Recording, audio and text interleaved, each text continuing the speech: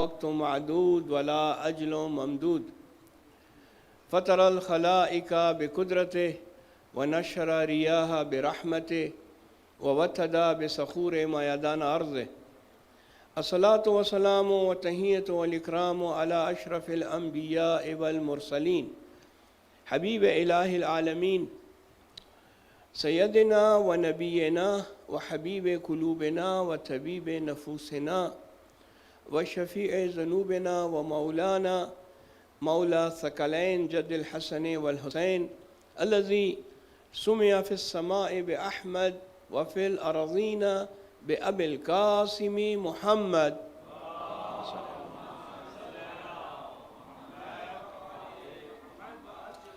وعلى أهل بيته الطيبين الطاهرين المعصومين الذين أذهب الله عنهم الرجس وطهرهم تطهيرا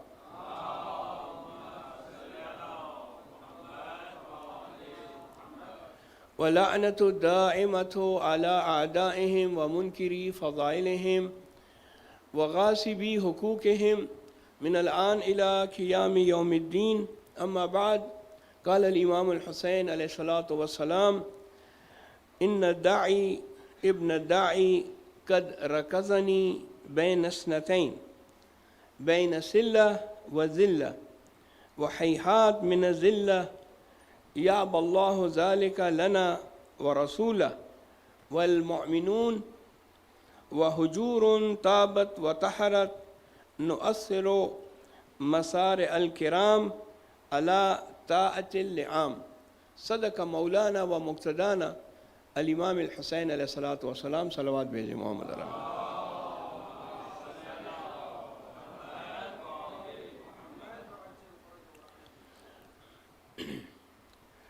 سامعین محترم، جو موضوع ہم نے گزشتہ کئی راتوں سے جس پہ ہم بات کر رہے تھے، ہم نے جو موضوع شروع کیا تھا، آج اس سلسلے میں آخری مجلس ہے، اور آج کی اس مجلس میں اسی موضوع کو آگے بڑھاتے ہوئے امام علیہ السلام کے خطبات اور آپ کے کلمات قصار، آپ کی دعائیں، ان سے ہمیں فکر حسینی کا پتہ چلتا ہے اور امام علیہ السلام کے مقصد کا پتہ چلتا ہے. ہم حسینی ہیں، اور جہاں ہم جمع ہوئے ہیں وہ حسینیہ ہے. ہماری ہر ایک چیز امام حسین سے منسوب ہے. ہماری مجالس امام حسین کی مجالس ہیں، ہماری عزاداری امام حسین کے لیے ہے، ہماری ماتم گریہ. لہٰذا جو امام علیہ السلام کی فکر ہے، جو امام علیہ السلام کا مقصد ہے، اس کو سمجھنے کے لیے ہمیں آپ کے خطبات کو پڑھنا ہے، سننا ہے، سیکھنا ہے، سمجھنا ہے، اس پر عمل کرنا ہے.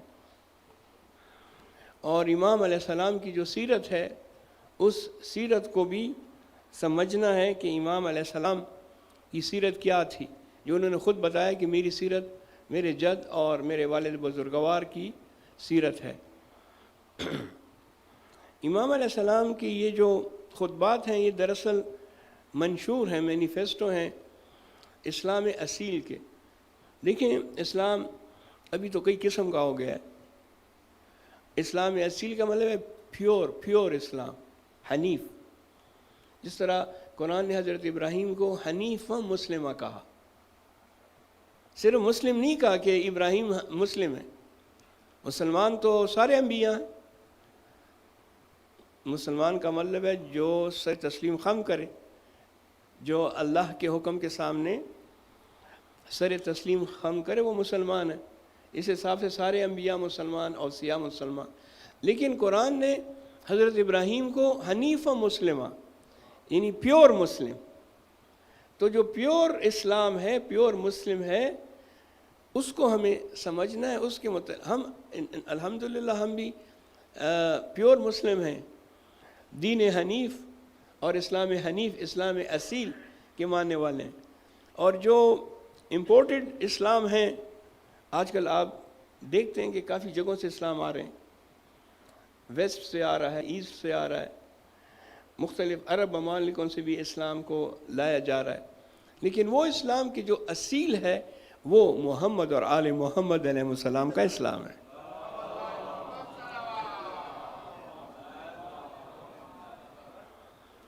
لہٰذا وہ اسلام ہمیں ان مجالس سے ملے گا اور ائمہ اطہار علیہ السلام کے ذکر سے، ان کے فضائل سے اور ان کی سیرت سے ہمیں ملے گا۔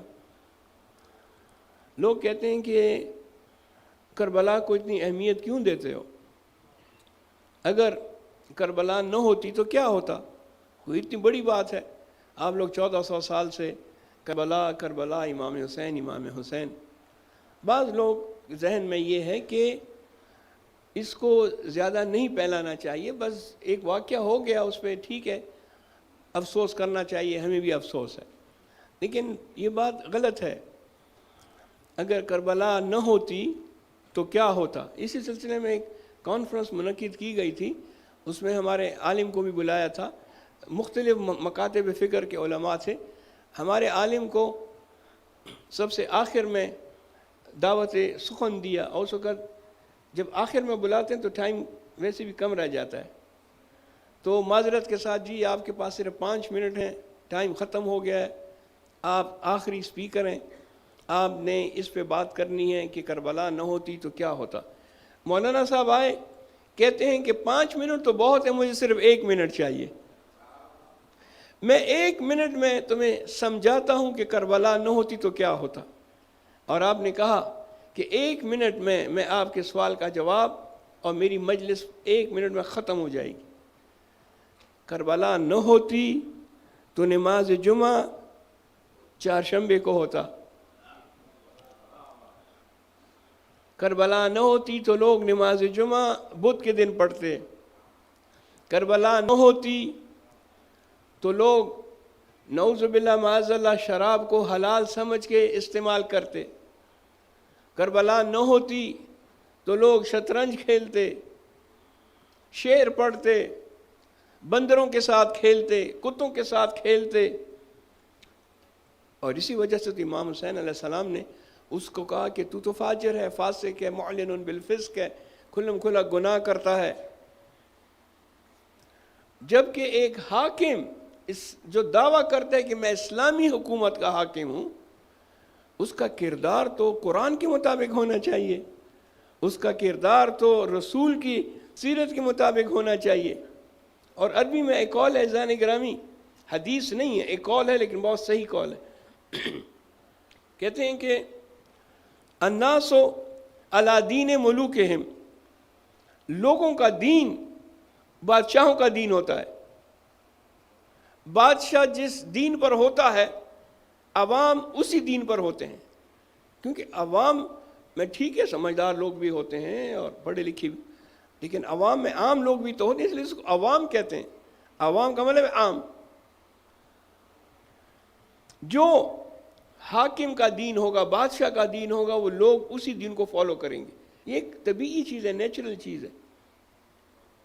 تو اگر یزید کا دین یہ ہے کہ وہ ایک بندر کے سر پہ ٹوپی رکھے، دربار میں سب لوگوں کے سامنے اس کے ساتھ کھیلتا ہے، مذاق اڑاتا ہے اور خوش ہوتا ہے، جس طرح ایک مداری ہم جاتے ہیں سرکس دیکھنے کے لیے، بعض لوگ جاتے ہیں دیکھتے ہیں وہاں پہ کرتب دکھا رہے ہیں، جانور کرتب دکھا رہے ہیں اور لوگ خوش ہو رہے ہیں۔ یزید نے خلافت کو اسی طریقے سے لیا تھا کہ کرتب دکھا رہا تھا، شعر پڑھتا تھا، کفر امیز شعر، اور لوگ واہ واہ کرتے تھے، گانے والیاں آتی تھیں، گانے گاتی تھیں، اور یہ کہتا تھا لعبت بنی ہاشم بالملک فلا خبر جاء ولا وحی نزل، کوئی نعوذ باللہ معاذ اللہ کوئی وحی نہیں آئی تھی، کوئی جبرائیل نہیں تھا، کوئی پیغمبری نہیں تھی، یہ تو بنی ہاشم نے حکومت حاصل کرنے کے لیے ڈرامہ رچایا ہوا تھا کہ وحی آ رہی ہے اور رسول ہم سے نہیں، ایسی کوئی بات، یہ شعر میں یزید کہتا تھا۔ تو ایسے شخص کے خلاف کھڑا ہونا امام حسین علیہ السلام کی سنت ہے، سیرت ہے۔ ابھی برادر محترم فرد موسی صاحب نے مختصر الفاظ میں بہت اچھی باتیں کی سوچنے والی باتیں ہیں کہ ہمارے درمیان بھی ایسے لوگ ہیں کہ جنہوں نے شیعہ مذہب کا لبادہ اوڑھا ہے، لیکن ان کے افکار اور کنٹروورشل لوگ ہیں. کنٹروورسی سے ہمیشہ انسان کو دور ہونا چاہیے. امام حسین کے ہمارے لیے بڑے پیغامات ہیں. ایک پیغام جو ہم انہی خطبات سے لیتے ہیں امام حسین کی زندگی سے، وہ پیغام کیا ہے؟ وہ پیغام ہے اخوت کا اور اتحاد کا. اتحاد ایک قرآنی فریز ہے، قرآنی نقطہ نظر ہے، اور قرآن میں ارشاد وَاعْتَصِمُوا بِحَبْلِ اللَّهِ جَمِيعًا وَلَا تَفَرَّقُوا، اللہ کی رسی کو مضبوطی سے تھامے رہو، تفرقہ مت کرو. اگر ہم کچھ لوگ آپس میں نہیں بیٹھ سکتے اور آپس میں اختلاف کرتے ہیں، یا اختلاف کی بنا پہ مختلف مراکز بناتے ہیں، اختلاف کی بنا پہ ایک مجلس میں جاتے ہیں دوسرے مجلس میں نہیں جاتے، اختلافات کی وجہ سے فلاں کو سنتے ہیں فلاں کو نہیں سنتے، اس کا مطلب ہے کہ ہم نے امام حسین علیہ السلام سے کچھ نہیں سیکھا. ہم آتے تو ہیں مجلس میں شرکت کر رہے ہیں، لیکن جو امام کی فکر ہے اور امام کا جو درس ہے، امام کا جو میسج ہے، وہ عملاً ہمارے پاس نہیں ہے. اور اکثر لوگ آتے ہیں، ٹھیک ہے، تبرکاً آتے ہیں برکت حاصل کرنے کے لیے. آپ مجالس میں شرکت کرتے ہیں، کوئی شک نہیں ہے آپ کو برکت ہوتی ہے، اللہ تعالیٰ کی خاص نظر آپ پہ ہوتی ہے، امام عالی مقام کی خاص نظر آپ پہ ہوتی ہے، آپ کے لیے بڑا اجر ہے. یہ 1 گھنٹہ 2 گھنٹے آپ یہاں پہ فرش عزا پہ بیٹھتے ہیں، یہ عبادت ہے. جس طرح نماز آپ پڑھتے ہیں، یہ نماز کی طرح آپ کو اس کا ثواب ملتا ہے. لیکن اس کے ساتھ ساتھ اس عبادت کا مزہ اس وقت آئے گا جب آپ روح عبادت سے واقف ہوں. اللہم صلی اللہ علیہ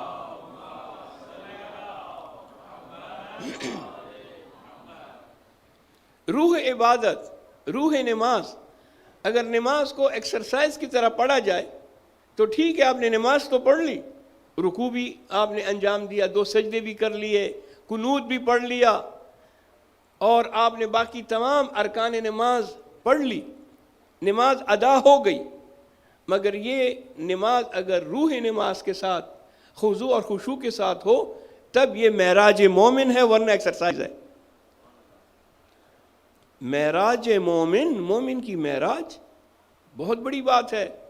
یہ نماز 2 رکعت نماز آپ کو معراج تک لے جاتی ہے اگر اس کو روح عبادت کے ساتھ اور تمام شرائط کے ساتھ اس کو ادا کیا جائے. اور امام علیہ السلام نے اپنے اس واقعے میں ہمیں کئی درس دیے. نماز کی اہمیت بھی بتائی. اس واقعے سے ہمیں پردے کے متعلق بھی پتہ چلتا ہے کہ پردے کی کتنی اہمیت ہے. ظالم کے خلاف کھڑا ہونا، قیام کرنا، اور ان کے والد کی سیرت کہ کن لظالم خصما وللمظلوم عونا.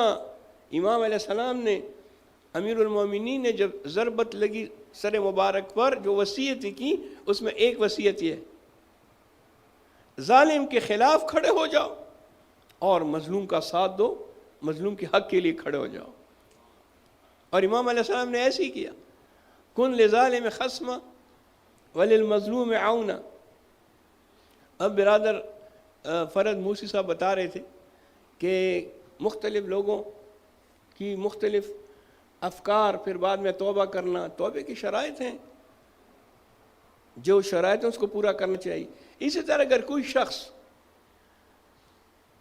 خدا نہ خواستہ کوئی فعل حرام کرتا ہے اور گناہ کرتا ہے تو اس کو اس کا ازالہ کرنا چاہیے. خود تو معافی مانگ کر اللہ تعالیٰ سے، اگر وہ یہ سمجھتا ہے کہ بس اس کا ازالہ ہو گیا، لیکن وہ ڈیپینڈ کرتے کہ جو اس نے حرام کیا ہے اس کے اثرات کب تک ہیں، کہاں تک ہیں، ان اثرات کو ختم کرنا ہے.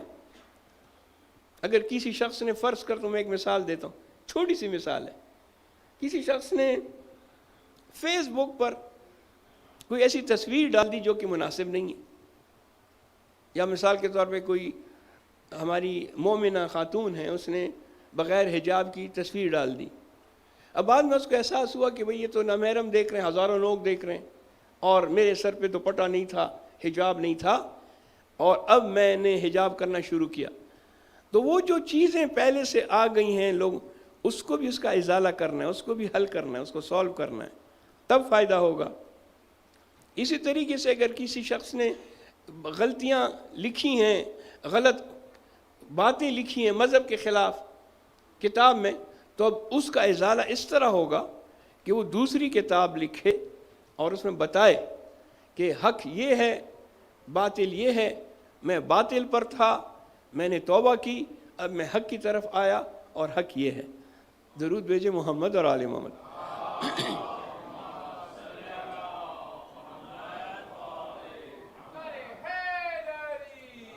یا علی۔ عزیزان گرامی، آج آخری مجلس ہے سلسلے کی، لیکن یہ موضوع ختم نہیں ہوا، یہ موضوع بڑا وسیع ہے، اور اس کو ہمیشہ سے اس پہ غور کرنا چاہیے، اس کو سیکھنا چاہیے، اور اس سلسلے میں مطالعہ کرنا چاہیے۔ امام علیہ السلام کے کلام عام کلام نہیں ہیں، عام شخص کے کلام نہیں ہیں۔ آپ نے اس خطبے میں فرمایا کہ ان داعی ابن داعی، ناجائز اولاد سے پیدا ہونے والا آدمی، اشارہ ہے عبید اللہ ابن زیاد کی طرف۔ زیاد اس کا والد تھا، اس کا والد ابی ابن ابی، زیاد ابن ابی۔ اب میں زیادہ تفصیل میں نہیں جانتا، آپ لوگ جانتے ہیں کہ اس کا جو شجرہ نسب ہے وہ اس کے والد کا پتہ نہیں تھا، پھر بعد میں معاویہ نے اس کو اپنا بھائی بنایا، کیونکہ بڑا زیرنگ اور بڑا شاطر قسم کا مکار شخص تھا، تو اس کو اپنے استعمال کے لیے کہ تم میرے بھائی ہو اور میرے ساتھ مدد کرو تاکہ ہم یہ اپنے منصوبے جو ہیں وہ استعمال کر سکیں۔ تو اسی کی طرف امام نے اشارہ کیا ہے کہ عبید اللہ ناجائز اولاد ہے، داعی، اور اس کا جو باپ تھا زیاد، اس کی باپ کا بھی پتہ نہیں تھا، وہ بھی ناجائز۔ یہ سارا سلسلہ ہی ایسے ہیں کہ ان کا جو خون ہے وہ پاک نہیں ہے۔ قد رکزنی بین اثنتین، اس شخص نے جو کہ ناجائز اولاد ہے، اس نے مجھے دو چیزوں میں منحصر کر دیا ہے، مجھے دو چیزوں میں رکھ دیا ہے، منحصر کر دیا مجھے دو چیزوں میں، بین سلہ و ذلہ، کہ یا تو میں تلوار کھینچوں، جنگ کروں، دفاع کروں، اور یا میں ذلت کو قبول کروں۔ دو چیزوں میں اس نے مجھے مترکز کر دیا۔ لیکن میں حسین، میں اعلان کرتا ہوں، اور یہ بھی سلوگن ہے، کہ میں ان دو چیزوں میں جس چیز کا انتخاب کرنے جا رہا ہوں وہ عزت ہے۔ لہذا فرماتے ہیں ہیہات من الذلہ۔ ہیہات کا مطلب ہے عربی زبان میں نہیں، بہت دور، کوسوں دور، میلوں دور، ذلت حسین سے بہت دور ہے، بہت قریب ہی نہیں، نہ حسین ذلت کے قریب جا سکتا ہے، نہ ذلت حسین کے قریب آ سکتی ہے۔ ذلت حسین سے اور حسینیوں سے، حسین کے ماننے والوں سے بہت دور ہے۔ اور اس کے بعد فرماتے ہیں کہ اللہ اور اس کا رسول اور مومنون اور وہ لوگ کہ جو طاہر ہیں، وہ بھی ان دو چیزوں میں اگر انتخاب کریں گے تو وہ عزت کا انتخاب کریں گے، ذلت کا انتخاب کبھی نہیں کریں گے۔ نہ اللہ تعالیٰ ذلت کو پسند کرتا ہے، نہ اس کا رسول ذلت کو پسند کرتا ہے، نہ مومنین ذلت کو پسند کرتے ہیں۔ اور وہ لوگ کہ جو طاہر ہیں اور نیک لوگ ہیں، وہ کبھی بھی ذلت کو پسند نہیں کریں گے۔ ذلت ہم سے بہت دور ہے۔ یہی جملہ منشور امام ہے، یہی جملہ آپ کے اور میرے لیے کافی ہے۔ پورا اسلام اصیل اس ایک جملے میں سما گیا ہے، جمع ہو گیا ہے۔ اگر اس میں انسان غور کرے تو اسلام اصیل کا کیا مطلب ہے؟ اسلام اصیل کا مطلب ہے ہیہات من الذلہ۔ صلو علی محمد وآل محمد۔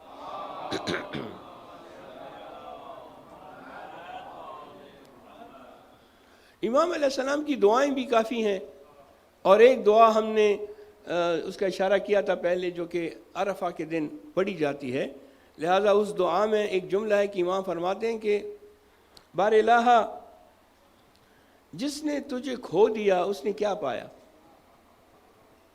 اور جس نے تجھے پا لیا اس نے کیا کھویا۔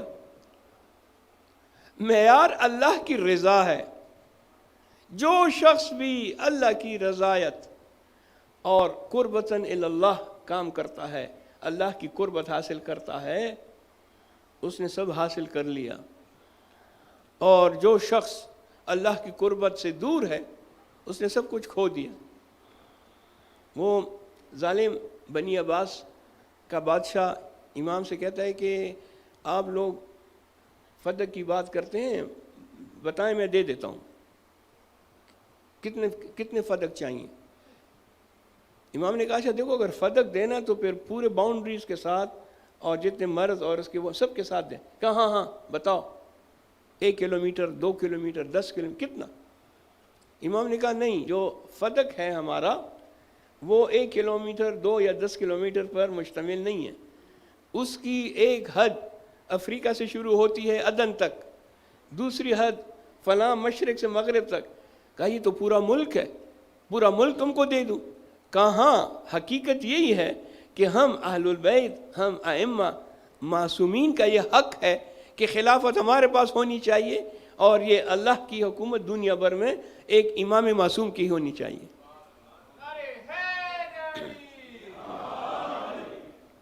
اور اس کے بعد ایک اور جملہ ہے امام کا، بڑا خوبصورت جملہ ہے، فرماتے ہیں کہ اے بادشاہ، تو یہ سوچ رہا ہے کہ تو حاکم بن گیا، تو کامیاب ہو گیا، اور ہمارے پاس حکومت نہیں ہے تو ہم ناکام ہیں۔ ایسا نہیں ہے، کیونکہ اللہ تعالیٰ نے جو چیز ہمیں دی ہے وہ تو ہم سے نہیں لے سکتا، کوشش کے باوجود بھی تو ہم سے وہ چیز نہیں لے سکتا جو اللہ نے ہمیں دی ہے، اور وہ امامت ہے۔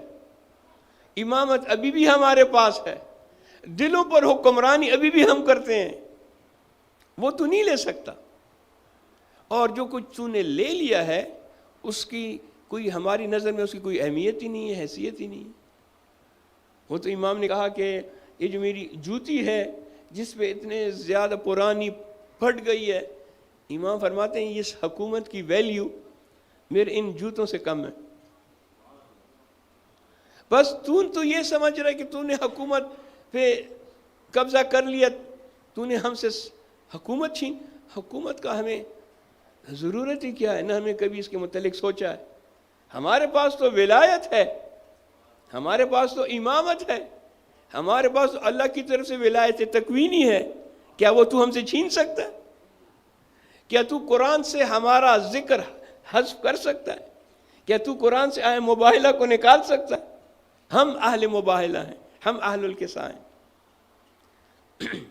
عزیزان گرامی، یہ ہے امام کا منشور، اور یہ ہے امام علیہ السلام کا مقصد، اور امام علیہ السلام کا جو درس ہم لیتے ہیں وہ یہ ہے۔ لہٰذا کربلا نہ ہوتی تو کچھ نہ ہوتا، وہی اسلام ہوتا جو ایک ظالم شخص کا اسلام ہے۔ کربلا نے یہ تمام چیزیں محفوظ کر لیں۔ استاد قمر جلالوی کا ایک شعر ہے، خوبصورت شعر ہے، کہتا ہے کہ حسین دین کو بخشی ہے زندگی تو نے، حسین دین کو بخشی ہے زندگی تو نے، نماز جاتی تھی دنیا سے روکلی تو نے، نماز جاتی تھی دنیا سے روکلی تو نے۔ کربلا کے میدان میں نماز جماعت پڑھا کر امام علیہ السلام نے بتایا کہ نماز کی کیا اہمیت ہے۔ امام علیہ السلام کا منشور سمجھنا چاہیے۔ ایک جملہ کہہ کے اپنی بات کو آگے بڑھاتا ہوں۔ گفتگو وہی ہے، خطبات اور امام علیہ السلام کے کلمات کے ساتھ۔ کربلا میں امام علیہ السلام نے ایک مرتبہ اپنے اصحاب کو جمع کیا اب مجھے یاد نہیں ہے وہ کون سا دن تھا. 2 محرم کو امام علیہ السلام کربلا پہنچے تھے اور 10 محرم تک وہاں تھے. بہرحال امام علیہ السلام نے کربلا میں اصحاب کو جمع کیا اور اس میں ایک ارشاد فرمایا. ارشاد کیا تھا امام کا؟ فرماتے ہیں کہ میرے ساتھیوں میں سے، میرے اصحاب میں سے اگر کوئی شخص مقروض ہے، جس پر کوئی قرض ہے، تو میں پسند نہیں کرتا کہ وہ میری طرف سے جہاد کرتے ہوئے قتل ہو جائے، شہید ہو جائے. نہیں، وہ پہلے جا کے اپنا قرض ادا کرے، اس کے بعد آ کر میرے ساتھ دشمن کے خلاف جہاد کرے. کیا مطلب؟ امام علیہ السلام حقوق الناس کی بات کر رہے ہیں. قرض حقوق الناس ہے، لوگوں کا حق. ایک اللہ کا حق ہوتا ہے حقوق اللہ، ایک لوگوں کا حق ہوتا ہے جس کو حقوق الناس. امام علیہ السلام کربلا میں، جبکہ آپ چند دنوں کے وہاں مہمان ہیں اور آپ نے جہاد کرنا، شہید ہونا، فرماتے ہیں کہ میرے اصحاب میں اگر کسی کے اوپر قرض ہو تو وہ جا کے پہلے قرض ادا کرے، پھر میرے ساتھ آ کے جہاد کرے. اور یہ حقوق الناس ہے جس کی طرف ہماری توجہ کم ہوتی ہے. ہم قرض لے لیتے ہیں، پھر کہتے ہیں اچھا دیں گے. اگر تقاضا بھی ہوا تو کبھی کبھار تو ہم غصے ہو جاتے ہیں کہ بھئی کیوں آپ تقاضا کر رہے ہیں؟ آپ نے تو مجھے قرض حسنہ دیا ہے. قرض حسنہ جو ہے جب ہوگا تو میں دے دوں گا. اپنے اظہر حسن زیدی صاحب کا جملہ ہے کہ ان سے کسی نے کہا مولانا یہ قرض حسنہ کیا ہوتا ہے؟ قرض حسنہ کس کو کہتے ہیں؟ وہ کہتے ہیں قرض حسنہ وہ قرض ہے کہ جب آپ کسی کو دے دیں اور پھر مطالبہ کریں کہ مجھے واپس کرو تو وہ ہنسنا شروع کر دے کہ کیسے ہی واپسی دے دی، اب دوبارہ واپسی نہیں ہے. ایک مرتبہ میں نے لے لیا قرض، اب وہ میرا ہے. وہ ہنسنا شروع کر دے کہ تم نے مجھے قرض دیا، اب واپسی کی ڈیمانڈ کر رہے ہو. بہرحال یہ تو ایک لطیفہ یا مولانا کا اپنا سٹائل تھا. لیکن امام علیہ السلام کربلا میں بھی حقوق الناس کی بات کر رہے ہیں، حقوق العباد کی بات کر رہے ہیں. اور ایک اور چیز، امام علیہ السلام نے شب عاشورہ امام زمان علیہ السلام کو یاد کیا. اللہم صلی اللہ علیہ وسلم.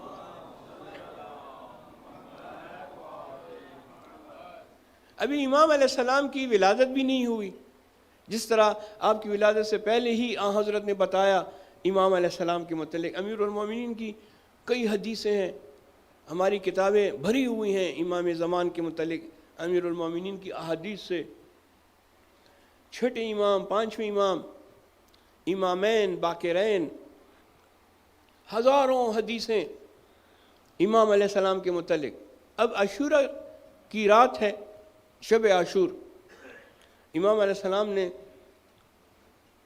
اصحاب کو بتایا کہ میری نسل میں ایک قائم ہوگا، قائم آئے گا اور وہ ہمارا انتقام لے گا. تو یہ جو مختار ثقفی نے لیا تھا وہ کیا تھا؟ مختار ثقفی نے تو بہت بڑا انتقام لیا تھا، سب کو مارا.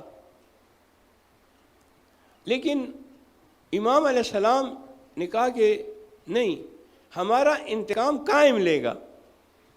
مختار نے ٹھیک ہے انتقام لیا ہے، لیکن اصل انتقام ابھی باقی ہے. میں ایک نقطے کی طرف اشارہ کروں اگر آپ کی توجہ میری طرف ہو. حضرت یحییٰ علیہ السلام اور امام حسین علیہ السلام کے درمیان دیکھیے کتنی مشابہت ہے. ایک فاسق فاجر عورت کے کہنے پہ حضرت یحییٰ کو شہید کیا گیا اور اس کے سر کو تشت میں رکھ کے اس کو تحفے کے طور پہ دیا گیا. لیکن سر حضرت یحییٰ علیہ السلام نے جوش مارا، بے گناہ قتل تھا اور خون ابلتا رہا، جوش مارتا رہا اور بندی نہیں ہو رہا. بخت نظر، نیبوکڈنیزار جس کو انگریزی میں کہتے ہیں، یہ جب حاکم ہوا تو اس نے بنی اسرائیل اور یہودیوں کو مارنا شروع کیا. پھر بھی وہ حضرت یحییٰ کا جو جوش مارتا ہوا سر وہ اسی طرح خون ابلتا رہا. جب 70,000 لوگوں کو مار دیا، ایک کم 70,000، تو کہا کہ ایک عورت ہے وہاں فلاں جگہ رہتی ہے، وہ بھی بنی اسرائیل سے ہے، اور اسی کے کہنے پر حضرت یحییٰ کو قتل کیا گیا ہے. تو بخت نصر نے اس کو جب قتل کیا تب خون مارتا ہوا، جوش مارتا ہوا خون بند ہو گیا. حضرت یحییٰ کا انتقام اس وقت پورا ہوا جب وہ آخری عورت بھی ماری گئی جو قتل میں ملوث تھی، تب حضرت یحییٰ کا انتقام پورا ہوا. مگر امام حسین کا انتقام ابھی پورا نہیں ہوا. اس کی دلیل یہ ہے کہ ابھی بھی ہم دیکھتے ہیں روز عاشوراء بالخصوص ہم دیکھتے ہیں کہ تسبیح سرخ ہو جاتی ہے، خون آنا شروع ہو جاتا ہے، کبھی علم سے، کبھی اس پتھر سے جو شام میں ہے جہاں امام حسین کا سر مبارک رکھا ہوا ہے اس سے خون ابلتا ہے. باقاعدہ لوگوں نے زیارت کی ہے، لوگ گئے ہیں. ابھی بھی میں ایک جگہ مجلس پڑھ رہا تھا، ایک تو سنی سنائی بات ہوتی ہے، ایک اپنی آنکھوں سے دیکھنا. میں ایک جگہ مجلس پڑھ رہا تھا، عاشوراء کی مجلس تھی، روز عاشوراء. ٹھیک 4 بجے مجلس ختم ہوئی عصر عاشور کو، اور اذاخانے میں تسبیح تھی خاک شفا کی. اس میں جب ہم نے دیکھا تو 10 دانے تسبیح کے سرخ ہو گئے تھے، خون نکل رہا تھا اس سے. اس کا مطلب یہ ہے کہ ابھی تک تسبیح سے، علم سے، پتھر سے خون نکل رہا ہے. اس کا مطلب ہے کہ امام حسین کا انتقام ابھی تک پورا نہیں ہوا. حضرت یحییٰ کا جب 70,000 لوگ مارے گئے، انتقام پورا ہو گیا، خون نے جوش مارنا چھوڑ دیا. امام علیہ السلام کا ابھی بھی تسبیح اور خاک شفا سرخ ہون جانا یہ دلیل ہے کہ ابھی امام علیہ السلام کا انتقام ابھی تک پورا نہیں ہوا، اور وہ انتقام اس وقت پورا ہوگا جب قائم تشریف لے کر آئیں گے. این طالب و بدم مظلوم الکربلا، ہم دعا پڑھتے ہیں، دعائے ندبہ. کہاں ہے وہ شخصیت کہ جو امام حسین مقتول کربلا کا انتقام لے گا؟ وہ کہاں ہے؟ اسی کا ہم انتظار کر رہے ہیں، اور اسی کی دعا مانگتے ہیں کہ وہ جلدی آ جائے تاکہ وہ اپنے انتقام لے اپنے جد کا. ایک اصطلاح ہے ہمارے ہاں، ابھی وقت نہیں ہے زیادہ اس کو ایکسپلین کرنے کا، اشارہ کر دوں اور آپ اس پہ خود سوچئے گا. اس کو رجعت کہتے ہیں، رجعت. یہ ایک شیعہ عقیدہ ہے، غیر شیعہ اس کو نہیں مانتے. کچھ ہمارے عقائد ہیں جو خاص ہیں ہمارے ساتھ. تو خصائص حسینی، امام حسین کے بعض خصوصیات ہیں، ان میں سے ایک خصوصیت یہ ہے کہ جب رجعت ہوگی تو سب سے پہلی جو شخصیت دنیا میں تشریف لائے گی وہ امام حسین علیہ السلام ہوں گے.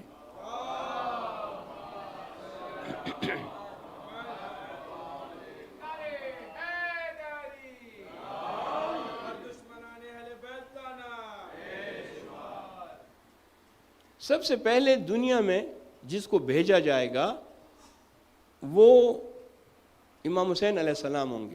اب ہمارے ہاں یہ چیز ثابت ہے، رجعت وہ جو ہے پارشل ریزرکشن. یہ قیامت نہیں ہے، قیامت میں تو سب آئیں گے نا. رجعت میں بعض لوگ آئیں گے، بعض مخصوص، اور کچھ ایسے لوگ بھی آئیں گے جنہوں نے بہت ظلم کیا ہے. قاتلان امام حسین کو بھی لایا جائے گا، اور امام حسین کو ان کے اصحاب کے ساتھ دوبارہ دنیا میں لایا جائے گا تاکہ وہ دیکھیں کہ صحیح حکومت، اسلامی حکومت کون سی ہے، کہاں ہے. وہ امام علیہ السلام نے قائم کی ہوگی، اسی حکومت میں رجعت ہوگی، اور امام علیہ السلام سب سے پہلے اس میں تشریف لائیں گے. قیام کرنے سے پہلے فرشتے آئے، کہا یا ابا عبداللہ الحسین، ہم نے آپ کی جد کی بھی کئی مرتبہ مدد کی ہے اللہ کے حکم سے. بدر میں بھی ہم آئے تھے، احد میں بھی آئے تھے، آپ اجازت دیں ہم آپ کی مدد کریں. امام نے فرمایا نہیں، مجھے تمہاری مدد کی ضرورت نہیں ہے. ہاں اگر تم ملنا چاہتے ہو، آنا چاہتے ہو، تو پھر کربلا میں آنا، وہاں ملاقات کریں گے. یعنی جو میری شہادت ہو جائے تو میرے حرم کے ارد گرد تم پھر رہنا، طواف کرنا. ابھی بھی کتنے ملائکہ ہیں، زیارت میں ہم پڑھتے ہیں، جو حرم امام حسین کے ارد گرد طواف کرتے ہیں اور وہاں رہتے ہیں. پھر امام کے پاس جن آئے، کہا کہ دیکھیں ہمیں اللہ تعالیٰ نے بڑی طاقت دی ہے، ہماری بڑی لمبی عمریں ہیں، آپ کہیں تو ہم آپ کی مدد کریں. امام نے فرمایا نہیں، مجھے تمہاری مدد کی ضرورت نہیں ہے. کربلا میں جب میں اپنا وعدہ پورا کر لوں، اس وقت اگر ملنے کے لیے آنا چاہو تو کربلا میں آنا، اب مجھے تمہارے آنے کی ضرورت نہیں ہے. عزیزان گرامی، امام حسین علیہ السلام کے خصائص، ان کا انقلاب اتنا متاثر ہے، اتنا اثر ہے کہ بعض جگہوں پہ، بعض ملکوں میں ہم نے دیکھا ہے کہ وہ تشبیہ بناتے ہیں. جس طرح ہم شبیہ بناتے ہیں، تابوت کی شبیہ، ذوالجناح کی شبیہ بناتے ہیں، اسی طرح وہ بھی شبیہ بناتے ہیں اور بتاتے ہیں کہ قافلہ کیسے گزرا. اونٹ لے کر آتے ہیں، ہم ذوالجناح لے کر آتے ہیں، وہ اونٹوں کی شبیہ ہیں، اور اس پہ بعض لوگوں کو بٹھایا جاتا ہے اور لوگوں کو تاثر دینے کے لیے کہ وہ واقعات کیسے ہوئے. ہمارے ہاں یہ رسم نہیں ہے، لیکن بعض شیعہ یہ چیزیں تشبیہ بناتے ہیں. ایسے میں ایک شخص تھا جو ہمیشہ اپنے اونٹوں کو کرائے پہ دیتا تھا کہ وہ تشبیہ میں، شبیہ میں استعمال ہوں. ایک سال انجمن والے اس کے پاس آئے کہ ہمیں اونٹ دیں تاکہ ہم شبیہ بنا سکیں، کربلا کا منظر لوگوں کو بتا سکیں. تو اس نے کہا نہیں، میں معذرت چاہتا ہوں، اس دفعہ میرا ارادہ کچھ اور ہے، میں مصروف ہوں، لہذا میں اپنی اونٹ شبیہ کے لیے نہیں دے سکتا. انہوں نے کہا اچھا ٹھیک ہے، ہم کچھ اور انتظام کر لیتے ہیں، کسی اور کے پاس چلے جاتے ہیں. اگلے دن وہ جو انجمن کا ہیڈ تھا، صدر تھا، وہ ڈھونڈ رہا تھا کہیں کہ کسی اور سے بات کر کے اونٹ اس کو شبیہ کے لیے مل جائیں. دیکھا کہ وہ شخص بھاگتا ہوا اور روتا ہوا آ رہا ہے. اس نے کہا کیا بات ہے، تم کیوں رو رہے ہو؟ کہا کہ کل سے میرے اونٹوں نے نہ کھانا کھایا ہے نہ پانی پیا ہے. جب سے ان کو پتہ چلا ہے، اب یہ جانور ہیں لیکن جانوروں کا اپنا شعور ہے، اپنے طریقے سے. جب سے ان کو پتہ چلا ہے کہ اس سال میں ان کو کرائے پہ نہیں دے رہا، وہ کھانا بھی نہیں کھا رہے، پانی بھی نہیں پی رہے، لہذا مجھ سے غلطی ہوئی، آپ میرے اونٹوں کو لے جائیں اور ان کی شبیہ بنائیں. یہ ہے امام حسین علیہ السلام کا اثر، جو جانوروں پر، اونٹوں پر بھی امام علیہ السلام کا اثر ہے. کیونکہ جو قربانی دی ہے وہ عام قربانی نہیں ہے، امام علیہ السلام نے سب کچھ قربان کر دی. اور نہ صرف یہ کہ امام علیہ السلام نے اپنا سب کچھ قربان کیا، بلکہ اپنے اہل و عیال اور اولاد تک کو قربان کرنے کے بعد شہزادیوں کو قیدی بنایا گیا.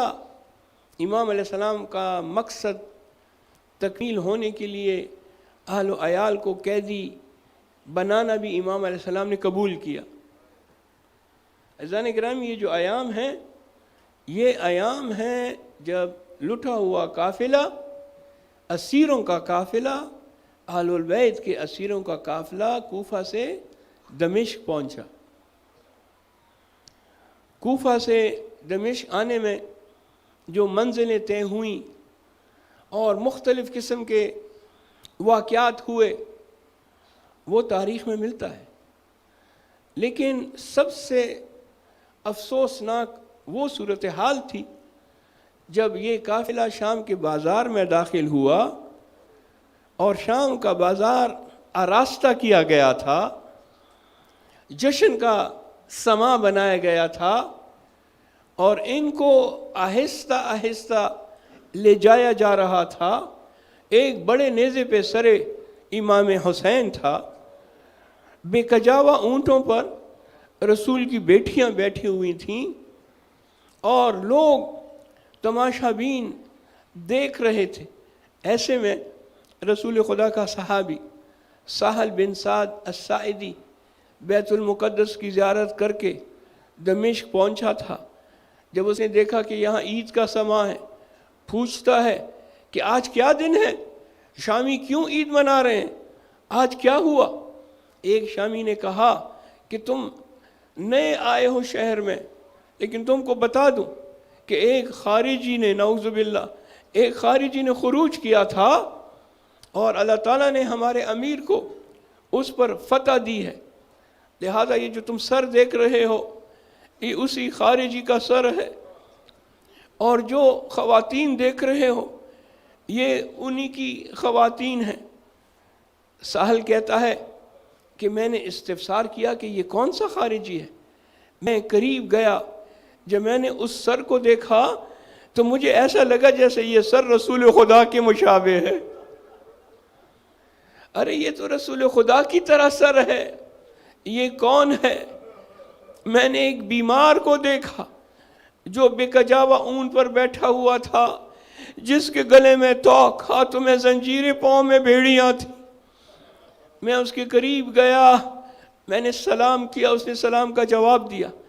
کہتا ہے اے میرے نانا کے صحابی، کیا تو نے ہمیں پہچانا؟ کہتا ہے کہ میں نے کہا کہ اے فرزند رسول، آپ کی یہ حالت، یہ سر مبارک حسین کا سر ہے، اور میں نے گریہ شروع کیا۔ میں نے کہا فرزند رسول بتائیں کوئی میں خدمت کر سکتا ہوں؟ امام فرماتے ہیں اے سہل، ایک خدمت ضرور کر سکتے ہو، وہ یہ کہ جس آدمی کے ہاتھ میں یہ نیزہ ہے اس سے جا کر کہو کہ نیزہ تھوڑا آگے بڑھائے تاکہ لوگ سر حسین کو دیکھنے میں مشغول ہو جائے اور ہماری خواتین کی بے پردگی نہ ہو۔ اجرکم علی اللہ۔ سہل کہتا ہے کہ میں گیا، میں نے 400 درہم اس شخص کو دیے تاکہ سر مبارک کو آگے بڑھائے۔ اس کے بعد میں دوبارہ آیا، فرزند رسول کوئی اور حکم، کوئی اور خدمت؟ امام فرماتے ہیں کہ اے میرے نانا کے صحابی، ایک اور کام بھی ہے اگر کر سکو تو۔ کہا وہ کیا ہے، حکم کریں؟ کہ اگر ہو سکے کہیں سے چادریں لے آؤ۔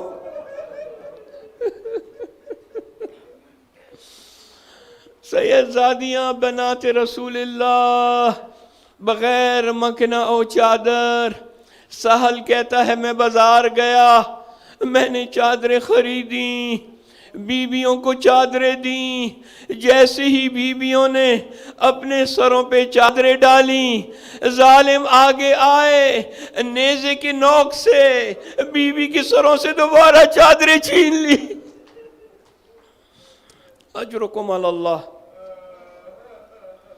بازار شام کی روایتیں بڑی سخت ہیں، اگر سن سکو تو مختصراً چند روایات آپ کی خدمت میں عرض کروں۔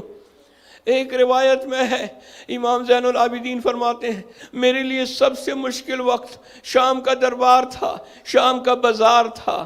فرماتے ہیں شام میں چھتوں سے لوگ، خواتین، عورتیں پانی پھینک رہی تھیں، ہمارے قافلے پہ آگ برسائی جا رہی تھی، پانی پھینکا جا رہا تھا۔ ایسے میں کسی ظالم نے چھت پر سے آگ کے شعلے میرے سر پہ پھینکے، میرے امامے میں آگ لگ گئی، میرا امامہ جلنے لگا، مگر میرے ہاتھ بندھے ہوئے تھے، میں اپنے امامے کی آگ نہیں بجھا سکتا تھا۔ اجرکم علی اللہ، اجرکم علی اللہ۔ بس یہ قافلہ یزید کے دربار میں داخل ہوتا ہے، ظالم تعارف کرا رہا ہے، ہذہ زینب بنت علی، یہ زینب علی کی بیٹی، یہ ام کلثوم ہے علی کی بیٹی، یہ سکینہ سکینہ ہے حضرت حسین کی بیٹی۔ ظالم تعارف کرا رہا ہے۔ ایسے میں زنان خانے سے یزید کی بیوی آتی ہے، کہتی ہے میں نے اپنی شہزادی کا نام سنا، میری شہزادی کا نام دربار میں کس نے لیا؟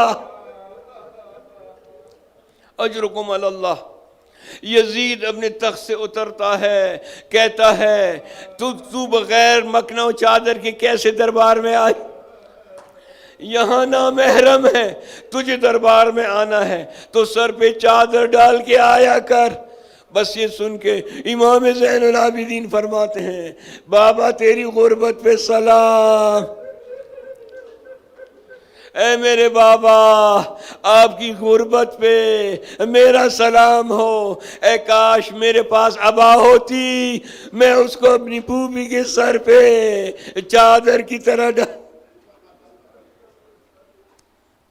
اللہ لعنت اللہ علی القوم الظالمین وسیعلم الذین ظلموا علی محمد ای منقلب ینقلبون لا حول ولا قوت الا باللہ العلی العظیم۔ بار اللہ اس مختصر قلیل عبادت کو، عزاداری کو ہم سے قبول فرما۔